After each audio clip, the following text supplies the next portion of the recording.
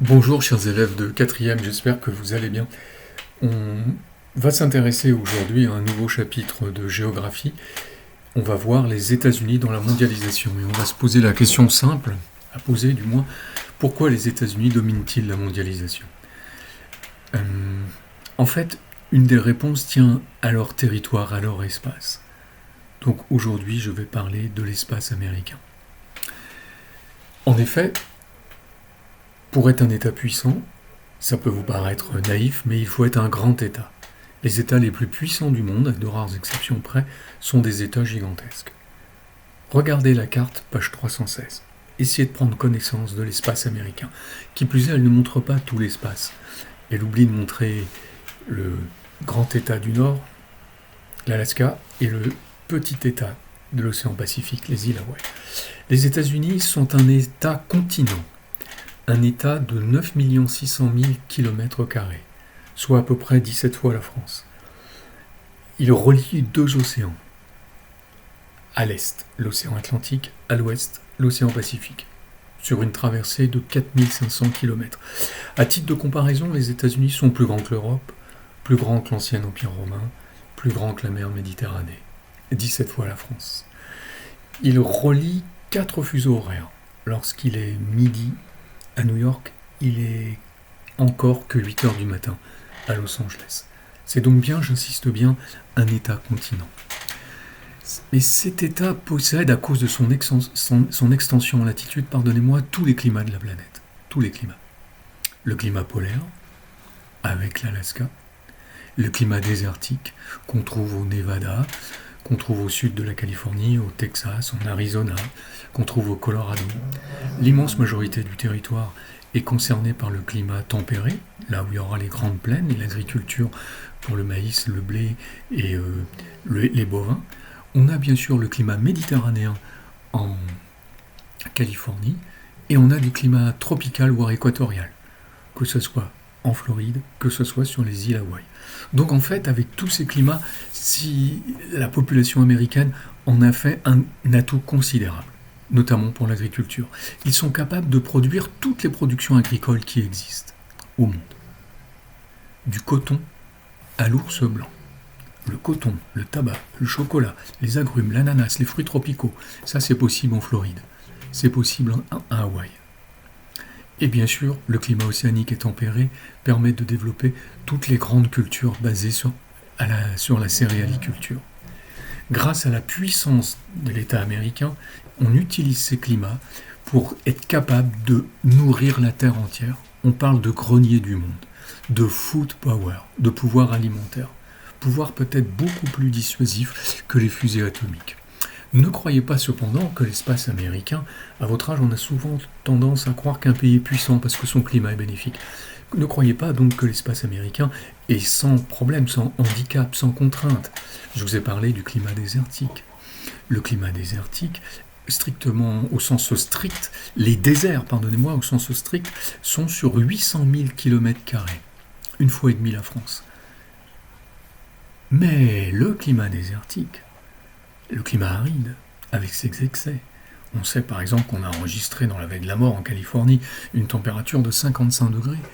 Le climat désertique s'étend sur à peu près 25 à 30% du territoire des États-Unis. Et donc il a fallu l'aménager pour le rendre propice aux cultures tropicales, sous serre par exemple. Mais si je tiens compte de l'étendue de tous ces climats permettent une totale autonomie sur le plan alimentaire et au contraire, j'insiste bien, de nourrir la planète. Ne croyez pas non plus qu'ils ne sont pas exempts de catastrophes naturelles. Regardez sur votre carte page 316, localisez le golfe du Mexique. C'est là où vous avez les fameux cyclones et ouragans qui vont toucher la Louisiane, qui vont toucher la Floride. Vous avez tous entendu parler des accidents, des risques tectoniques. Vous avez tous entendu parler de la célèbre faille de San Andreas qui prend la Californie en écharpe sur 1300 km et qui menace de ce que les Américains appellent the Big One, un énorme tremblement de terre qui ferait peut-être basculer une partie de la Californie dans l'océan Pacifique. Les États-Unis ont aussi, dans cette présentation rapide bien sûr, quatre grandes chaînes de montagnes. à l'est. Mais toutes ces chaînes de montagnes sont orientées nord-sud. À l'est, on a les Appalaches, puis on a la grande chaîne à l'ouest des montagnes rocheuses qui traversent les États-Unis en écharpe et qui vont au nord jusqu'au Canada, au sud jusqu'au Mexique. Et le long de la côte pacifique, nous avons la chaîne des Cascades et la chaîne de San Andreas. Le mont le plus élevé des États-Unis, c'est l'ancien mont McKinley en Alaska, à plus de 6000 mètres d'altitude, qui a été débaptisé, qui s'appelle maintenant le mont Nibali, en hommage aux autochtones, aux peuples indigènes de l'Alaska. Sur les côtes, n'oubliez pas, les États-Unis, comme je vous l'ai déjà expliqué précédemment, sont la première puissance marine du monde, grâce à leurs 2 surfaces maritimes. Ils ont plus de 20 000 km de côte. Et si on fait le lien avec les cours précédents, ils ont ainsi droit à la plus grande ZEE, zone économique exclusive de la planète, comme je vous l'ai déjà parlé. Les États-Unis, pour en finir avec cette présentation succincte du territoire, sont donc un espace immense, très très lié à la nature. C'est pour ça qu'ils ont plus de 57 parcs naturels. Le plus ancien et le plus grand est le parc de Yellowstone, qui existe depuis 1872, à cheval sur le Wyoming et le Montana. Parc de Yellowstone qui montre l'attachement des Américains à la nature. Les Américains d'ailleurs sont tellement attachés à la nature que ça se voit y compris dans leurs cimetières. Leurs tombes sont toutes simples. Une simple pierre tombale blanche, intégrée au gazon et à la nature. Tu es poussière et tu finiras en poussière. Rien à voir avec l'exubérance de nos cimetières, l'originalité, l'excès de nos cimetières catholiques d'Européens du Sud. Donc je récapitule. Un État immense, un État qui a su exploiter tous les atouts que la population avait à sa portée. Venons-en maintenant, après le territoire, à avoir ce qu'on appelle dans une deuxième partie l'État fédéral. Alors ça, vraiment, c'est une partie essentielle. J'aimerais vraiment que vous quittiez cette vidéo. Pardonnez-moi, c'est mon chien qui fait des siennes. Que vous quittiez cette vidéo en ayant compris ce que c'est qu'un État fédéral. Alors, un État fédéral, chers élèves, pardonnez-moi une seconde. Un État fédéral est un État composé de plusieurs États. Alors la question qu'on se pose, regardez bien, et je vais répondre longuement à cette question, y a-t-il un ou plusieurs États ?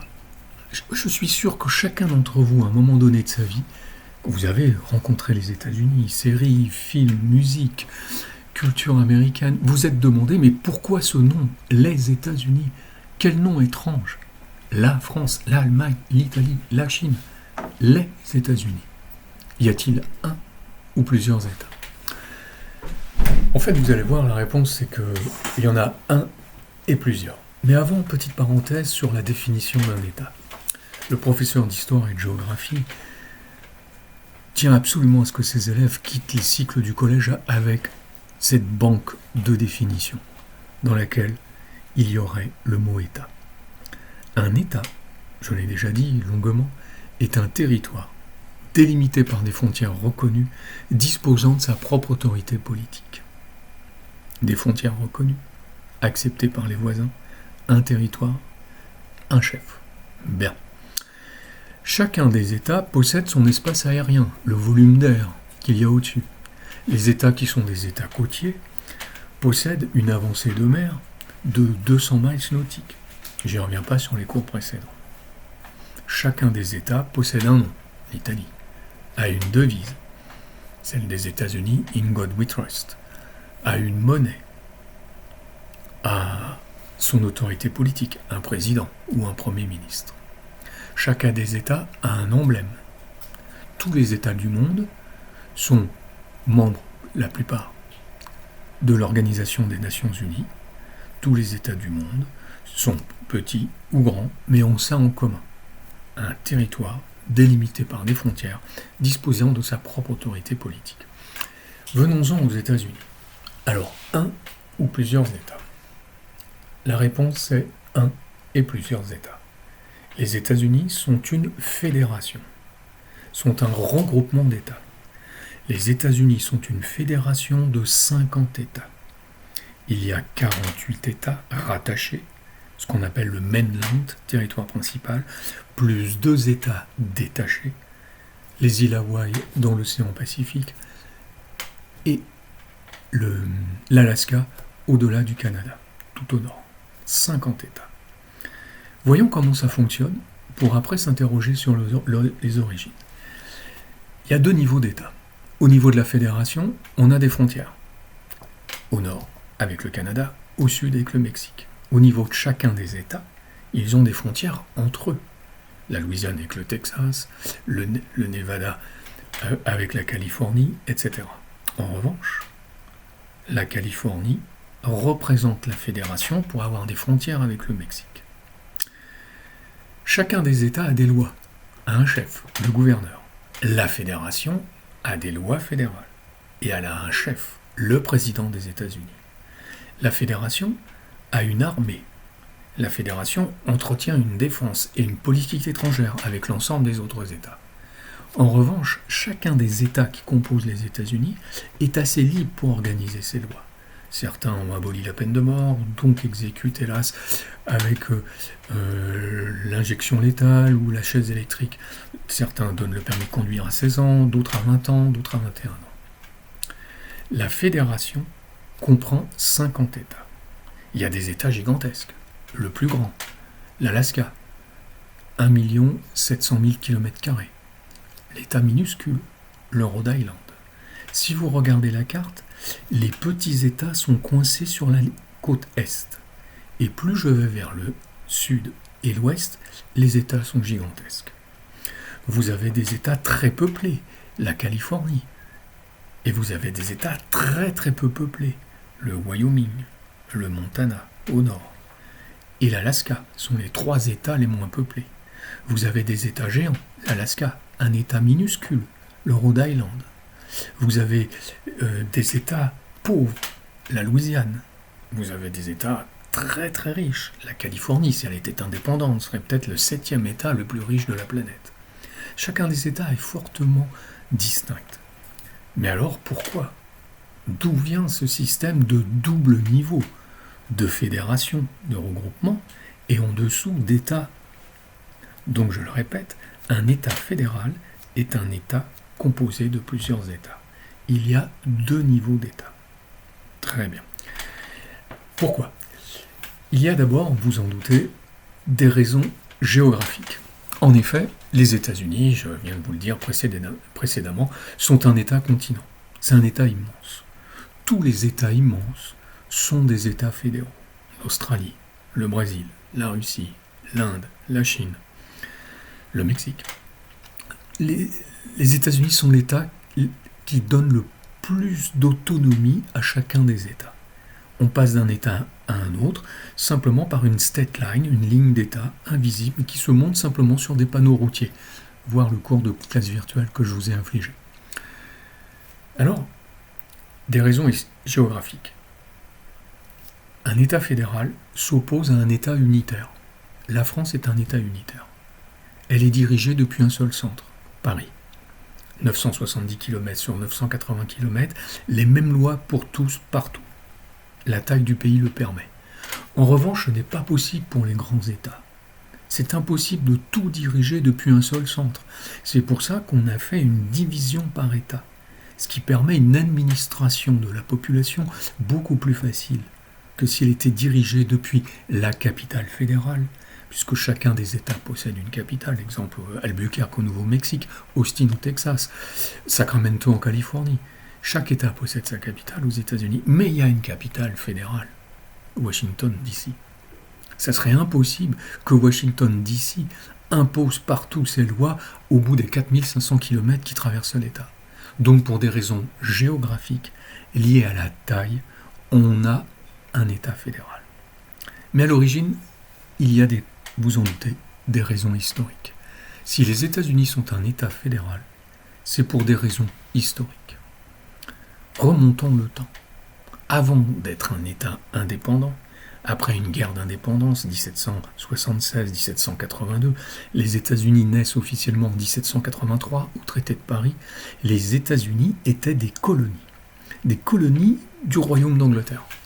Les rois d'Angleterre, depuis 1607, où les Anglais, par bateau d'immigrants, est arrivé sur la côte Est, jusqu'à la fin du XVIIIe siècle, ont fondé à des époques différentes 13 colonies sur la côte Est. Et certaines d'entre elles portent le nom des souverains anglais. Maryland, la terre de Marie, la Caroline du Sud, la Caroline du Nord, du nom du roi Charles, Virginie, du nom de la Reine Vierge. Vous aviez le Delaware, le Connecticut, le Massachusetts, le New Jersey, le Rhode Island. 13 colonies avaient été constituées entre le XVIIe et le XVIIIe siècle. Ces colonies, au fil des siècles, se sentent de plus en plus américaines et plus du tout britanniques. Avec l'aide de Français, ils font une guerre d'indépendance qui les conduit à l'indépendance. Et en 1782-83, naissance d'un nouvel État. Le gros problème, c'est 13 colonies qui deviennent indépendantes en même temps.